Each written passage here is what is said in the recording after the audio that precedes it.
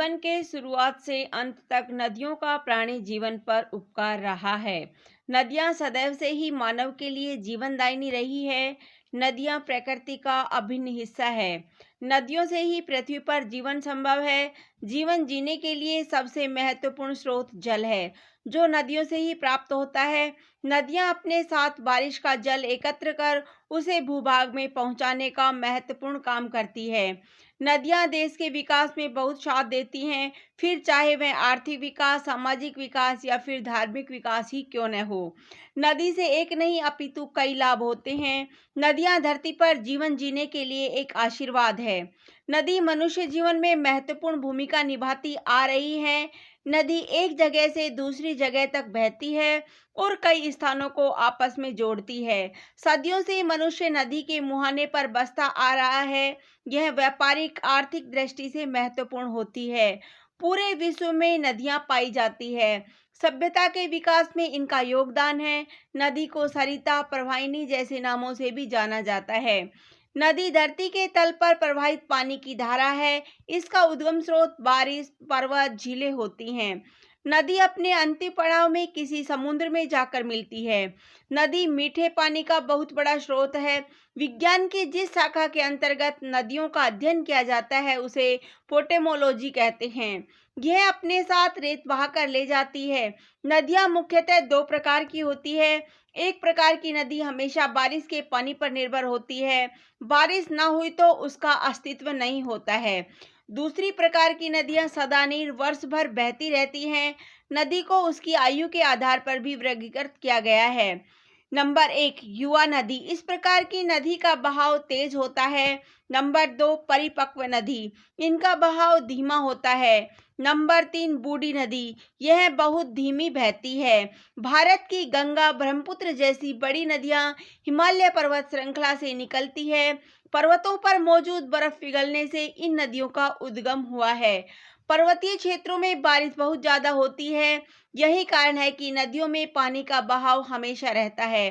पर्वतीय क्षेत्रों के अलावा दक्षिण तराई क्षेत्रों में भी नदियों का उद्गम होता है। गोदावरी, कृष्णा और कावेरी जैसी नदियां इन तराई क्षेत्रों से उद्गमित होती हैं।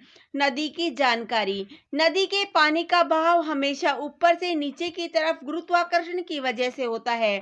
नदियों में पानी धरातल पर और धरातल के नीचे नदियों के सूख जाने के बाद भी भूजल बहता रहता है। नदियां समुद्र के पास आकर डेल्टा का निर्माण भी करती है। ज्यादातर नदियां अपने उद्गम स्थल से बहते हुए समुद्र में मिल जाती है। कुछ नदियां समुद्र में नहीं मिलती है। राजस्थान में मौजूद लूनी नदी ऐसी ही एक नदी है। यह कुछ दूर बहकर लुप्त हो जाती है। इसका कारण रेगिस्तान है, जिसमें नदी का पानी रिस जाता है। कई छोटी नदियां बड़ी नदी में जाकर मिल जाती है। इससे नदी का फैलाव बढ़ जाता है। नदियों के लाभ। नदी पानी का मुख्य स्रोत है। यह दूरदराज इलाकों तक पानी ले जाती है। मानव सभ्यता के फलने फूलने का मुख्य कारण नदी है। नदियों का एक निश्चित बहाव होता है। नदी किसी भी विशेष क्षेत्र के लिए संजीवनी होती है। पीने के लिए पानी उपलब्ध करवाती है। खेतों की सिंचाई के लिए जल की आपूर्ति करती है। नदी एक व्यापारिक मार्ग की तरह भी कार्य करती है। नावों और छोटे जहाजों के माध्यम से व्यापार किया जाता है। नदी परिवहन का मार्ग भी होती है। नदियों के जल के साथ उपजाऊ मिट्टी बहकर आती है, जो कृषि में उपयोग की जाती है। नदी के जल के साथ रेत और बजरी भी बहकर आती है। बजरी का इस्तेमाल पक्के मकान बनाने में किया जाता है। नदियों पर बांध भी बनाए जाते हैं। इससे पानी को रोक लिया जाता है, जो आसपास के इलाकों में पानी की आपूर्ति करता है।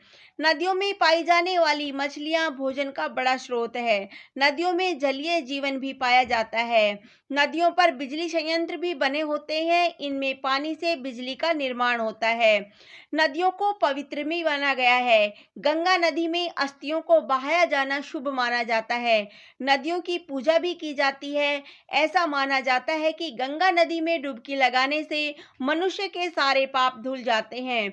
बड़े बड़े धार्मिक स्थल नदियों के किनारे ही बसे हुए हैं। नदी किसी भी क्षेत्र के विकास में महत्वपूर्ण भूमिका निभाती है।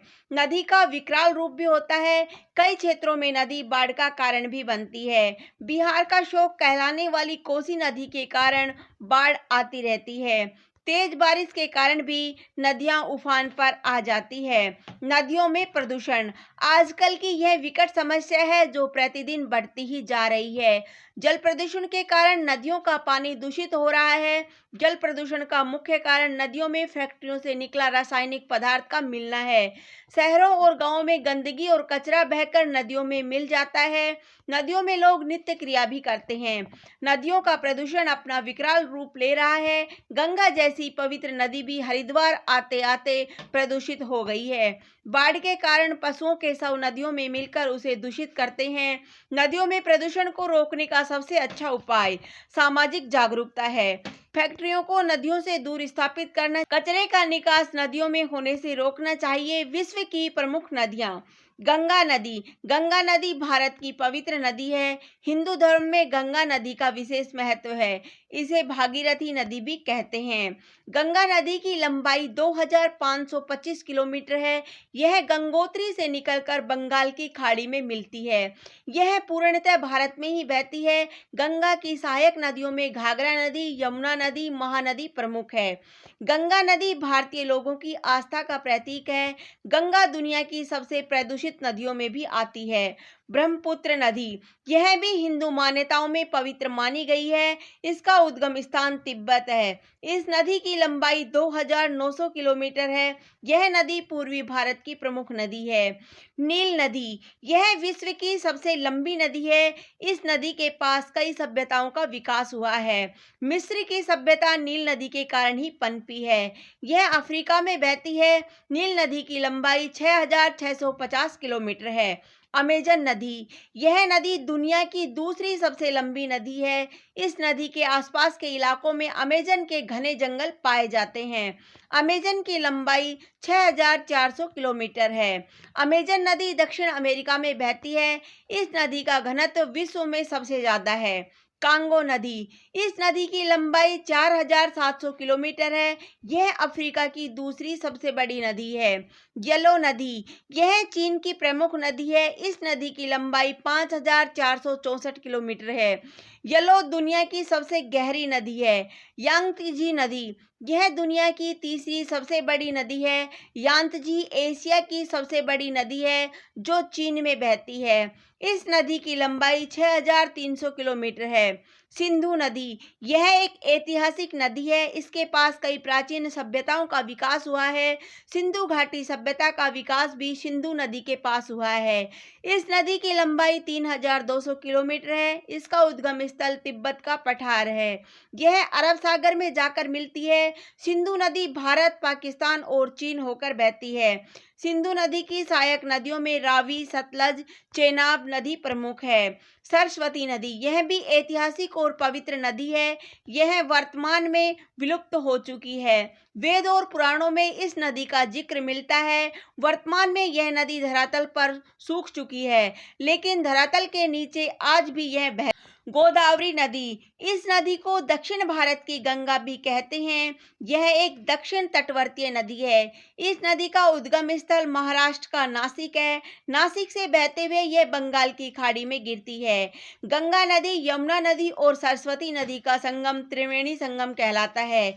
इन नदियों के अलावा भी कावेरी नदी, नर्मदा नदी, यमुना नदी, महानदी, कृष्णा नदी, लूनी नदी, बनास नदी, अलकनंदा नदी, सरयू नदी, चंबल नदी, गंडक नदी जैसी कई नदियां हैं जो भारत में बहती है। विश्व में बहने वाली अन्य प्रमुख नदियों में अमूर नदी, डैन्यूब नदी, इरावदी, लेना नदी, मिसिसिपी नदी, मैकेंजी नदी, नाइजर नदी, पराना नदी, पराग्वे नदी जैसी नदियां आती हैं। नदियों से होने वाले नुकसान प्रकृति से छेड़छाड़ के कारण कभी कभार नदी अपना विकराल रूप धारण कर लेती है। नदियों का संतुलन बिगड़ने से नदियां अपना रौद्र रूप धारण कर तबाही का कारण बन जाती है। प्राकृतिक आपदाएं जैसे बाढ़, सुनामी, भूस्खलन आदि जहां भी आते हैं उस जगह का अत्यधिक नुकसान करते हैं। नदियों में बाढ़ के आने से केवल मनुष्य ही नहीं परंतु पशु पक्षी भी बहुत प्रभावित होते हैं। कई सारी बीमारियां भी जन्म लेती हैं। सभी जगह भयंकर माहौल बन जाता है।